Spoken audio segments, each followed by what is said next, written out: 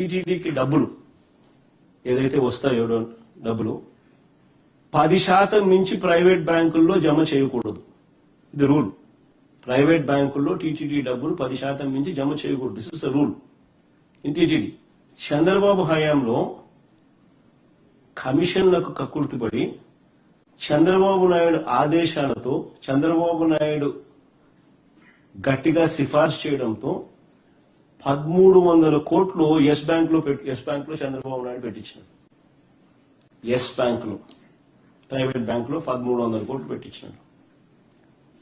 మన ప్రభుత్వం వచ్చిన తర్వాత మన బోర్డు ఈ నిర్ణయాన్ని రీవిజిట్ చేసి ఎస్ బ్యాంక్ నుంచి ఆ డబ్బులు విత్డ్రా చేసి నేషనలైజ్డ్ బ్యాంక్ లో ఆ డబ్బులు పెట్టింది. పెట్టిన 3 నెలలకు ఎస్ బ్యాంక్ కొలాప్స్ అయింది. చెప్పండి స్కామ్ ఎక్కడ? ఆ డబ్బులు తీసిన 3 నెలలకు ఎస్ బ్యాంక్ కొలాప్స్ అయింది ఆన్ దేర్ ఓన్ కౌంట్. ఒకవేళ ఈ డబ్బులు ఎస్ బ్యాంక్ లోనే ఉండింటే ఈ 1300 కోట్లు ఏమయ్యేటి? మరి ఏది స్కీము? చెప్తామైనా ఇన్ని ఉన్నా కూడా, మాకు ఎన్ని తెలిసినా కూడా టీటీడీ కాబట్టి రాజకీయాలకు లాగకూడదని జోలికి పోలా.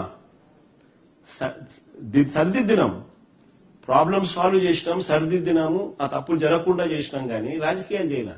ఎందుకంటే మన దేవుణ్ణి మనం అపాస్పాలు చేసినట్టు అవుతుంది అనే ఉద్దేశంతో చేయలే. ఇప్పుడు వీళ్ళు చేసేది చూస్తా ఉంటే అసలు ఏమి చేయకపోయినా కానీ మంచి చేసే కార్యక్రమం జరిగినా దాన్ని వక్రీకరిస్తే వీళ్ళు రివర్స్ అబద్ధాలు చెప్తూ చేస్తే కార్యక్రమాలు చూస్తా ఉంటే అది చేసినవి మేము అది చేసినట్టు ఇంకా నేను ఇంకా రాజకీయం చేయక వదిలేసినాం దేవుణ్ణి కదా అని. మన రాజకీయం చేస్తే దేవుడు అమాస్పాలు అవుతాడని చెప్పి